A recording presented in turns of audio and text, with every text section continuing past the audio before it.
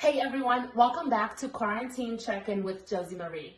Today we are checking on one of my favorite girls on Instagram, but you may also know her as being the queen of selling sunset.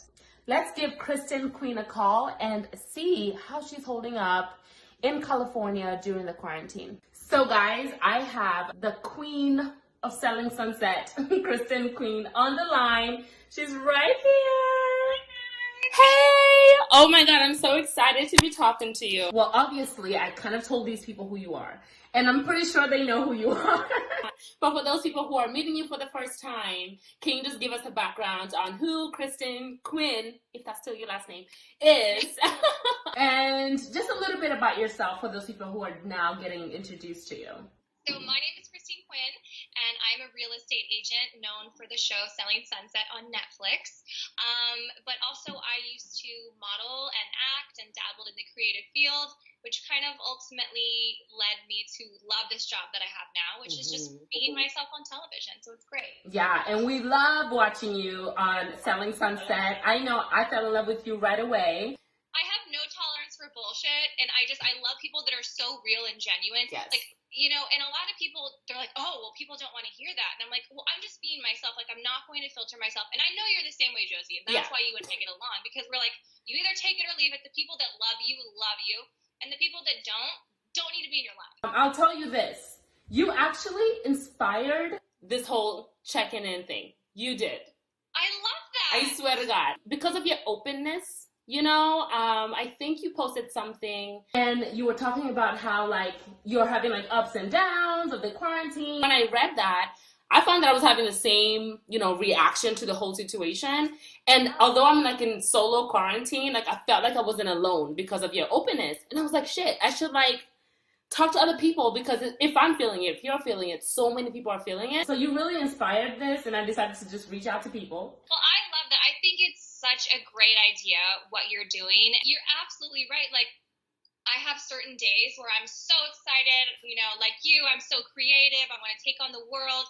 And then I have days where I wake up and honestly, I don't get out of bed until 5 p.m. I'm not kidding. I just feel so depressed, and I'm like, when is this going to end? And, so it's normal to not be okay. And I think we need to realize that it's normal to not feel okay. I'm so happy that you said that, because like on so many different levels for different people, it's a very traumatic time, stressful time. So it's okay to feel those things. And people shouldn't feel bad if they're not, oh my gosh, creating a book or, doing workout routines every day. Sometimes people just need to take time just to chill and do nothing. And, it's okay to embrace that, Yeah. It's okay. Like, what are some things that you are doing to get yourself out of the rut if you feel like you're so deep into it? Sure. So I myself am a night owl. I've always been a night owl, and I get so creative at night. That's when I get ideas, and I have a journal that I keep next to my bed, and I'm always journaling ideas. What happens is I get really great ideas, but then I start staying up really, really late. So I'm not kidding. There's days where I wake up at 1 p.m., 2 p.m., 3 p.m., 5 p.m. So I had to hold myself accountable. I said, okay, I'm going to be setting an alarm regardless of what time I go to sleep, so that I can hold myself accountable to wake up at the same time every day. And it's not early, it's 11:30, but it's progress. That's like my time to wake up. That's perfect. So I'm doing little steps like that to kind of continue to keep the habits forming, yet, still having time to explore, new things and just see where the flow kind of takes me. Yeah. So when you find yourself like having those days where you might not want to get up when the alarm rings, are there any like meditative or like chill or zen things you're doing to kind of get yourself back into that space of creating and like happy, bubbly self? If I ever start feeling really, really low, what I'll do is I'll start journaling things that I'm grateful for, because it's really hard when you're feeling depressed to focus on the things that you do have. So I go back and I write things down. I say, you know what? I am so grateful that I am able to eat food. I am so grateful, I have food on my table. I am so grateful that I have a roof over my head. I'm so grateful for my husband. I'm so grateful for my job.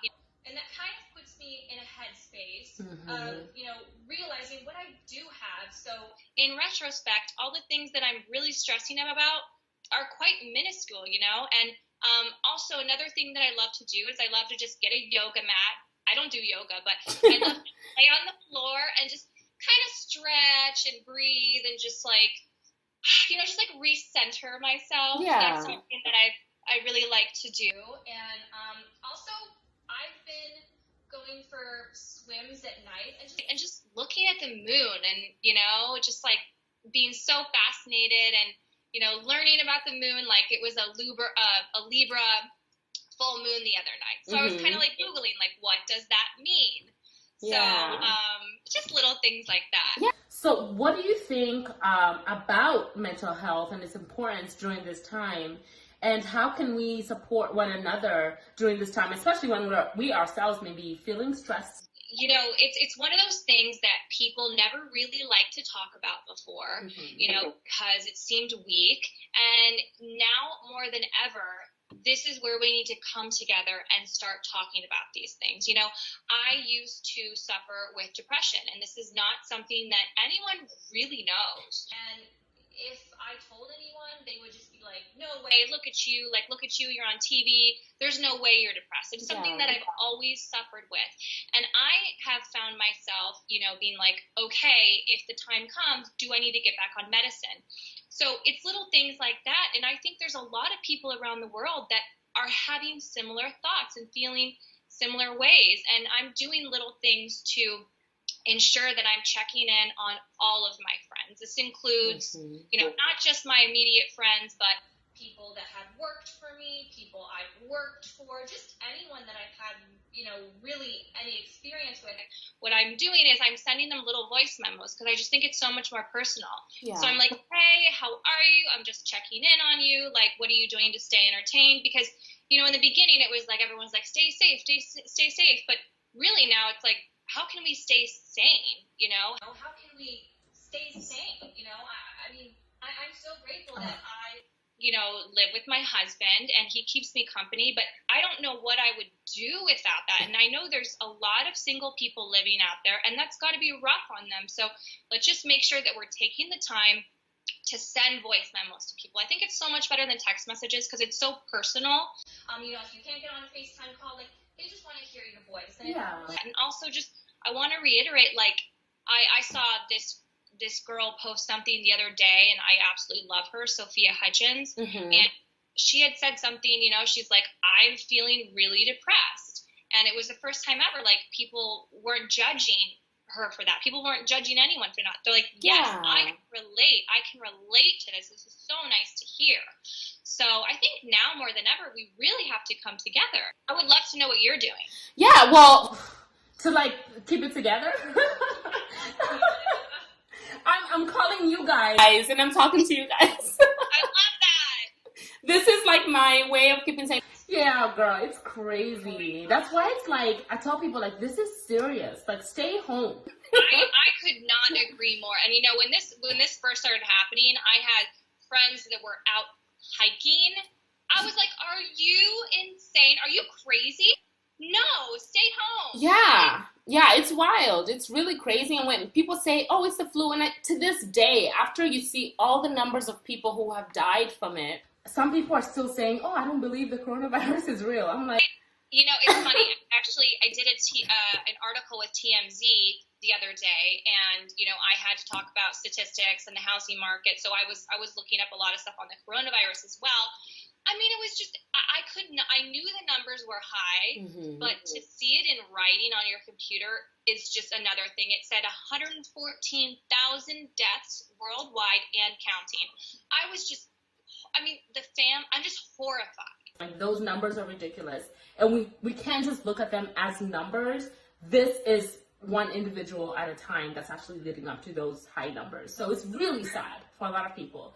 But, in order for us to stay sane, to maintain some kind of sanity, we obviously have to, like, focus on some of the good things that are happening in our lives. Let's talk about some of the pros that you're experiencing because of this pause that you're having. Yeah, I think before, I was always go, go, go, go, go. And, we were working so hard. It's been really nice for me because I've been, taking time to slow down and say, okay, what are the things I want to focus on in my life? What areas do I want to improve? And more importantly, how do I improve them, So I started doing little things like I made a vision board. I thought that was a great idea, and I think it's a great idea. Everyone should do it. And so I have like career and love and travel and, success and, But you have all that already. I want more. No, I'm joking. No, but I really want to like hone in on different projects and different things that I want to do. But the pro for me is I can really sit down and strategize, how am I going to do this? Because there's, been a few things I've wanted to achieve over the years, and I haven't really gotten a chance to do that. So now I can really sit down and create a strategic plan as to how I'm going to do that. Yeah, I like that. So let's talk a little bit about what we're wearing. Let's keep it a little light. We're both in robes because why not? I like the purple. I went with the red because I already had like this lipstick on. It kind of made sense.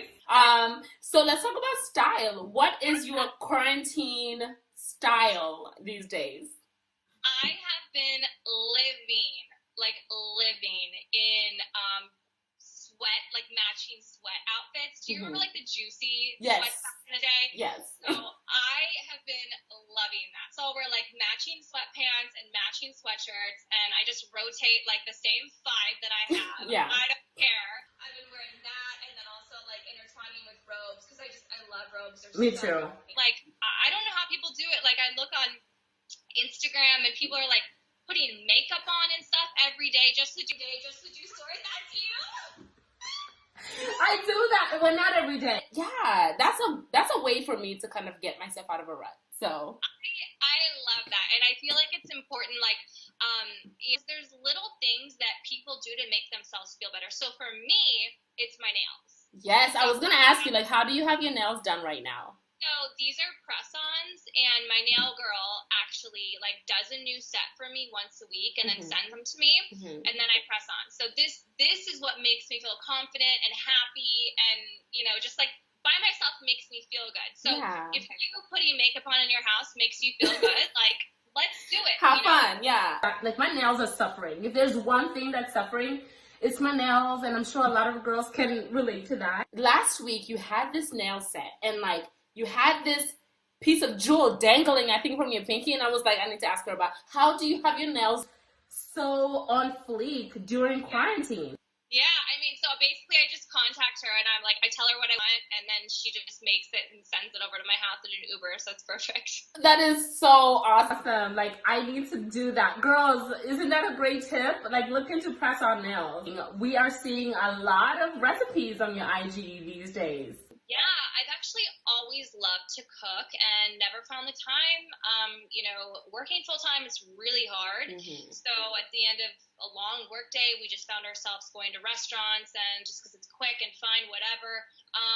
So I've always had a passion for cooking. So just kind of for fun on Instagram, I started like making a few things, and people were like, "Oh my God, like I actually really love that. I think that's so cool." So it's really given me time to kind of explore something further that I've always been passionate about anyway. That's awesome. Thank you so much for always sharing your authentic self, ups and downs on Instagram, and it's obviously inspired a lot. You could tell those people out there who are like super stressed out about the quarantine and don't know what tomorrow holds. What is just one message that you could tell anybody who's watching to keep in mind during this time? I mean, the one message I would say is just remember you are not alone. Just remember everyone else is going through the same thing. And just remember that your friends are just a phone call away if you need to talk to anyone. Also, the internet is a great way of engaging with people. Just remember that we're not alone. Yeah, So let's just help build each other up and make each other feel better, you know? Yeah, that's a really good message. So thank you so much for helping me for the day with this conversation. It's definitely made my day. Thank you. I will. Thank you so much. It was so nice to meet you. I had a blast. Bye, babe. Bye.